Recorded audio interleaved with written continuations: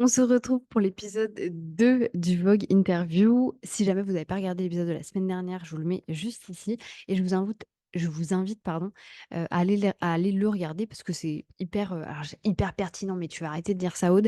C'est, plus intéressant d'avoir la suite logique dans tous les cas.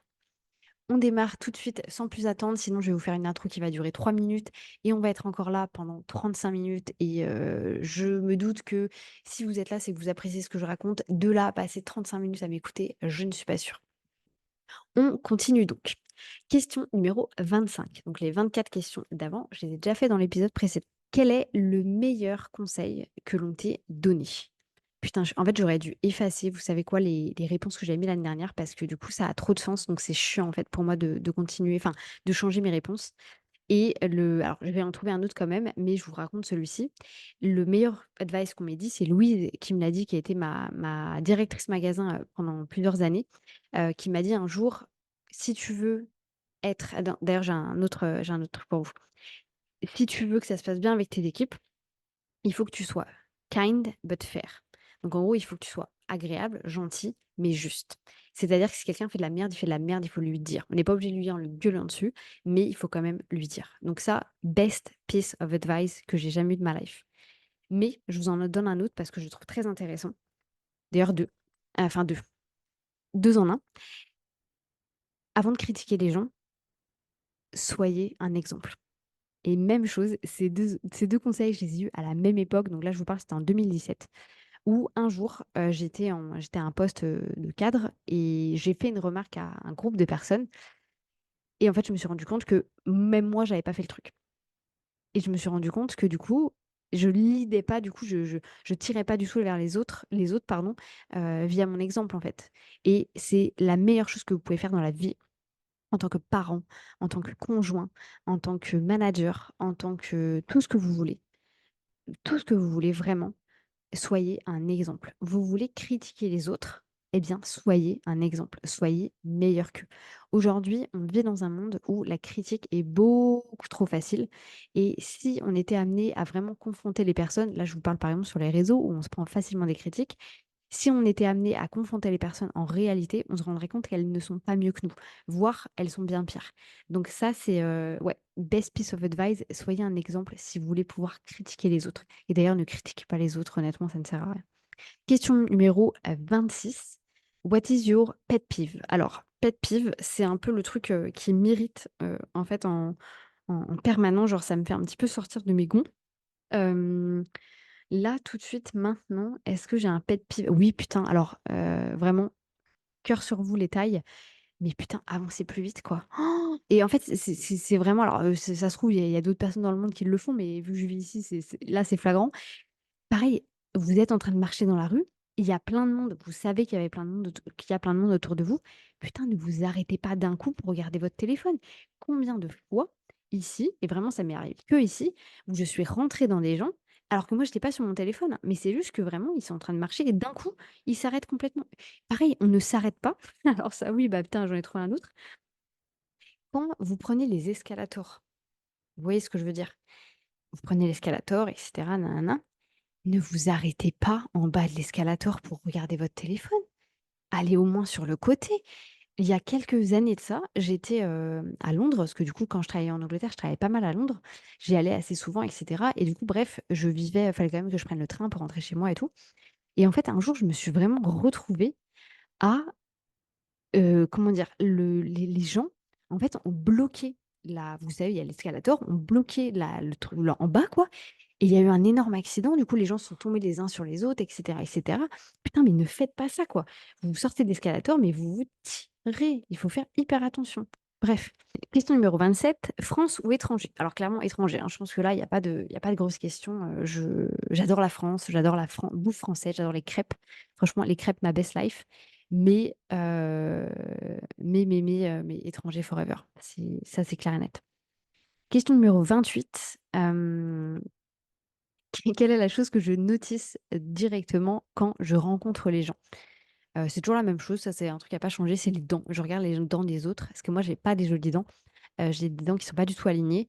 En plus de ça, je suis très, très blanche de peau. Ça se voit pas tant que ça en caméra, mais je vous assure que je suis un fantôme et du coup, bah, j'évite, les dents jaunes et en fait, le problème, c'est que j'aurais beau me blanchir les dents le plus possible, du fait que j'ai une teinte de peau qui est extrêmement claire et d'ailleurs, c'est pour ça qu'on le voit, hein, les gens qui ont tendance à être très bronzés, vont avoir tendance à avoir des dents beaucoup plus blanches et c'est complètement, lié à ça aussi et du coup, voilà, je regarde les dents des gens, quand je les vois pour la première fois. Question numéro 29, quel est mon plus gros regret? Je suis en train de le vivre en ce moment, c'est de ne pas avoir investi mon argent. Donc là, récemment, j'ai fait l'acquisition d'une formation, sur l'investissement boursier et j'ai vraiment envie de me lancer là-dedans parce que alors déjà, c'est pour honnêtement, c'est pour tout le monde, hein, même si vous n'avez pas des gros moyens ou quoi que ce soit, vous pouvez quand même commencer à vous lancer pour comprendre un peu comment ça fonctionne et le fait de garder mon argent de côté en me disant: «J'ai besoin de cette sécurité», alors que, bah, non, parce que je sais, via mon business, créer plus d'argent. Alors je dis pas, hein, si vous êtes salarié ou quoi que ce soit, mais moi j'ai la capacité à créer plus d'argent si j'ai envie d'en créer plus et ouais, le de pas avoir assez investi, c'est un truc qui me là, je suis en train de le vivre en ce moment. Question numéro 30, qu'est-ce que j'écoute beaucoup sur ma playlist en ce moment? Alors il y a beaucoup de Anastasia, c'est vraiment, c'est à l'époque, hein, c'est les années 90. Qu'est-ce que j'écoute? J'écoute beaucoup en ce moment, Miyazaki. Vous savez les BO en fait des films, Ghibli, donc Totoro, Ponyo et cetera, ce genre de choses. J'écoute énormément, énormément de ça et qu'est-ce que j'écoute d'autre? En vrai, c'est relativement tout. Si, j'ai beaucoup écouté, beaucoup moins maintenant, mais alors je sais pas comment ça se dit en vrai. Je crois que c'est Zao de j'allais dire de Sarrazin, mais pas du tout. Vous voyez peut-être de qui je veux parler, enfin la nana qui a fait, hem, je saurais même pas vous dire. Ouais, Zao quelque chose. Enfin bref, c'est une chanteuse française, quoi. J'ai beaucoup, beaucoup, beaucoup aimé ça, en ce moment. Question numéro 31, quel est mon jeu de board game, donc mon jeu de société favori? Toujours le même, Monopoly, Cluedo, franchement ça ne changera pas. Quand bien même on a acheté un Uno là récemment, j'espère que vous entendez pas, elle est en train de passer l'aspirateur derrière moi. On a acheté un Uno récemment avec mon conjoint, trop bien. J'avais joué au Uno, j'avais 9 ans, j'avais jamais rejoué depuis, c'était incroyable. Donc là on part au Japon, on va le prendre avec nous. Question numéro 32, quel est mon guilty pleasure? Donc quel est, le truc en fait que je kiffe faire absolument? Alors, quel est mon guilty pleasure? J'adore aller manger dehors. Genre si j'ai le choix entre, manger chez moi et aller manger dehors, j'irai manger dehors. Ah oui, je sais quel est mon guilty pleasure en ce moment. C'est le ça personne ne va pouvoir comprendre, hein, mais vous pouvez peut-être trouver quelque chose qui est similaire. C'est le tiramisu de chez Bianca à Bangkok. Pétage de câble. J'ai jamais bouffé un tiramisu aussi bon de ma life et c'est mon dessert préféré pour vous dire, s'il y a un tiramisu sur la carte, je vais le prendre juste pour tester, sauf si, l'endroit me paraît un peu approximatif. Mais ouais, team tiramisu de ouf et ça, c'est vraiment mon guilty pleasure et en ce moment, je n'y ai pas le droit, tout simplement parce que je suis en sèche avec mon coaching sportif, donc j'ai très peu de glucides et du coup, voilà, j'ai pas le droit de tiramisu, en ce moment. Et oui, deuxième guilty pleasure, les sushis. Oh, j'ai une passion sushi, mais c'est incroyable. Donc là, le Japon, comment vous dire que je vais me faire kiffer. Question numéro 33. Quel est le livre que j'ai récemment fini? Alors là, à la honte, ce qui a marqué Agatha Raisin numéro 31, mais là, je dois être au Agatha Raisin numéro 10. Donc je les ai encore une fois recommencés. En fait, je fais partie des gens qui adorent, regarder les mêmes films, regarder les mêmes séries, lire les mêmes livres. Ça m'apporte énormément de confort. Je ne sais pas si vous êtes un peu dans ce cas-là aussi.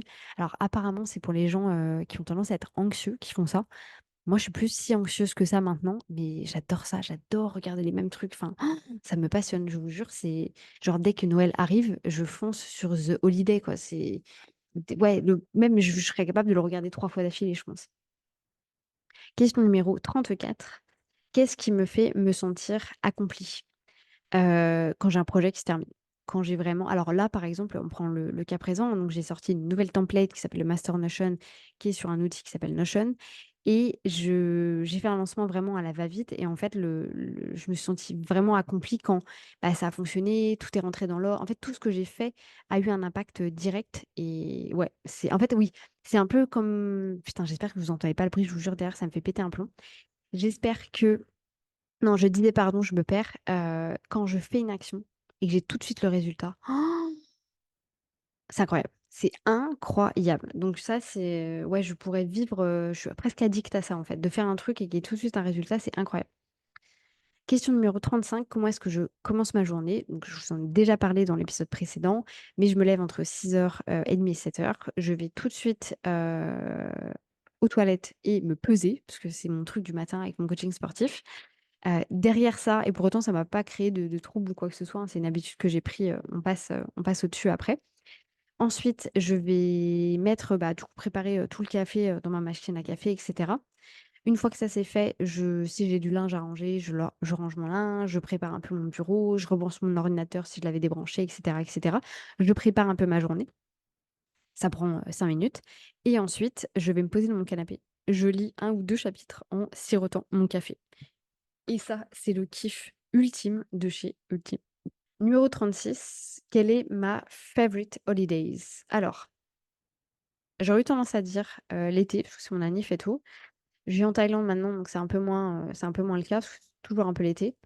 Et là, très honnêtement, j'ai trop hâte à Noël. Trop, trop hâte à Noël. Je ne vais pas forcément faire de sapin ici, parce que je suis en Thaïlande, mais j'ai trop hâte à Noël. J'adore cette période, Harry Potter, les films de Noël et tout, enfin, c'est trop le kiff. Bouffer des chocolats aussi, je ne pourrais pas en avoir cette année, mais les escargots de chez Lanvin, mon Dieu, je vais en rêver. Question numéro 37, est-ce que je suis plus attirée par le physique ou par le cerveau des gens? Heu, on va pas se le cacher, dans un premier temps par le physique des personnes, bien entendu. Quand bien même ça fait 14 ans que je suis avec la même personne, donc là je regarde plus trop les gens si vous voulez. Mais dans un deuxième temps, ouais, vraiment le en fait, je pourrais pas sortir, c'est horrible ce que je vais dire, mais je pourrais pas sortir avec un imbécile, quoi. Je pourrais pas sortir avec quelqu'un qui a pas un et je dis pas que mon mec, a la science infuse et que c'est le plus intelligent, hein, mais ouais, je pourrais pas sortir avec quelqu'un avec qui on connecte pas, sur ce réseau-là et pareil avec quelqu'un qui n'est pas ambitieux, qui n'a pas envie, d'avancer dans la vie et cetera. C'est quelque chose qui me bloquerait aussi, énormément. Question numéro 38. Si tu pouvais changer de life avec quelqu'un, avec qui est-ce que ça serait? Même réponse qu'il y a un an avec Emma Chamberlain. Pour ceux qui ne connaîtraient pas Emma Chamberlain, c'est une, youtubeuse qui a commencé extrêmement jeune, qui a eu une ascension en fait, c'est la si vous voulez, alors c'est méchant ce que je vais dire, hein, mais Lena Situation a tout copié, sur Emma Chamberlain et ouais, c'est cette nana-là, en fait, c'est mon idole, j'en suis extrêmement fan, j'achète ses produits alors que c'est cher et que c'est pas forcé enfin si, c'est très bien ce qu'elle fait, mais voilà, je vraiment, je consomme tout ce qu'elle peut faire. Elle sort une vidéo YouTube, je vais arrêter tout ce que je fais pour pouvoir le la regarder et cetera et ouais, c'est vraiment, c'est mon idole. C'est clairement, clairement ça. Question numéro 39. Quelle est une chose que tu as toujours voulu faire, mais sur lequel tu as toujours été stressé de le faire? Alors, même réponse que la dernière fois, c'est le LSD, enfin ou ce type de drogue et en fait, ça fait très bien écho avec ce qu'on a fait cette semaine. Attendez avant que je réponde.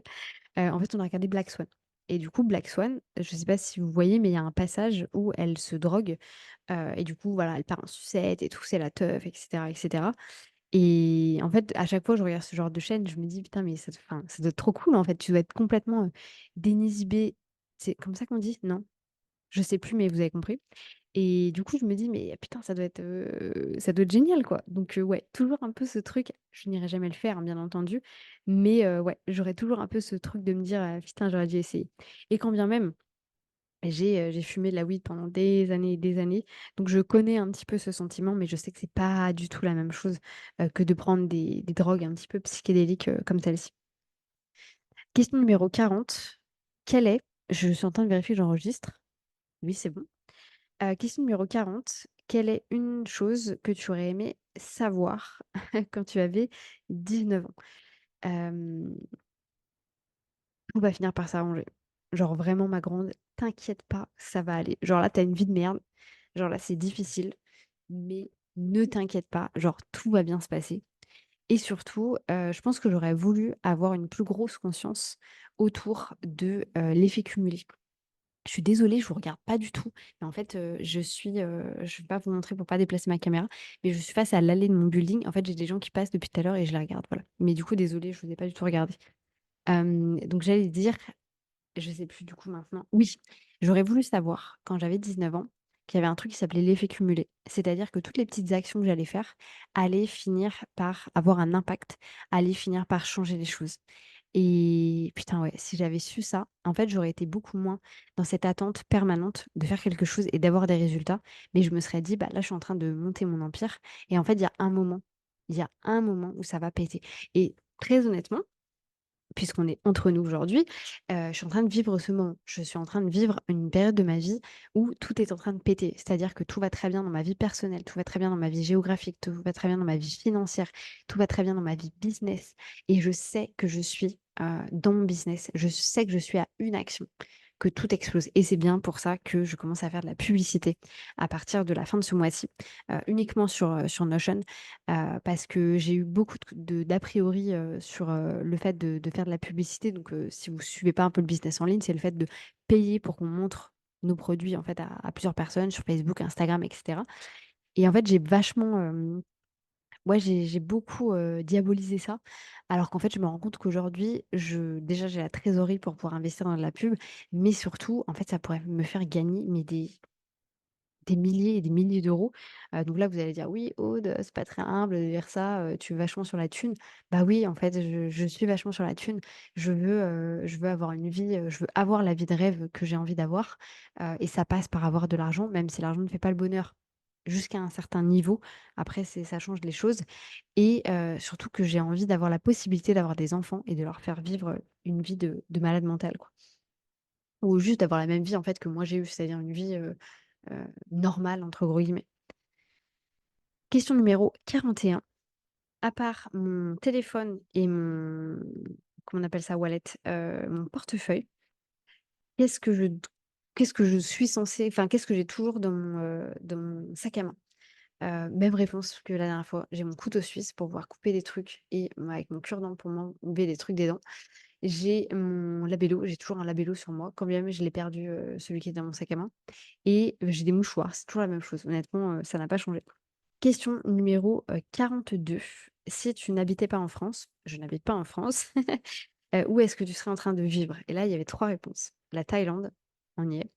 Londres, j'ai adoré l'Angleterre. Mon conjoint a beaucoup moins aimé l'Angleterre que moi, mais j'ai adoré l'Angleterre. C'était une vie, j'y ai d'ailleurs été là cet été avec mes parents dans les Cotswolds, pendant une semaine. On était dans un petit cottage tous les 3 et c'était incroyable et si un jour dans ma vie je peux posséder un de ce genre de cottage et pouvoir y aller, pendant mes vacances, montrer à mes enfants ce que c'est que l'Angleterre et cetera. Clairement, clairement, clairement et j'ai mis en quatrième option la Californie. Donc peut-être que je vais changer après pour le Japon, mais ouais, j'aimerais beaucoup aller aux États-Unis quand bien même, je sais pas si je me verrais vraiment vivre là-bas.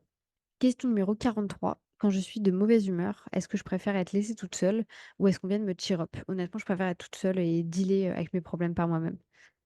Question numéro 44. Quelle est les meilleures vacances que tu aies jamais prises? Alors, je vais clairement changer d'avis, je pense. En plus, je serai revenue du Japon quand cette vidéo-là va sortir. Donc, je sais que je vais changer d'avis. Donc, je vais manifester et dire le Japon directement maintenant.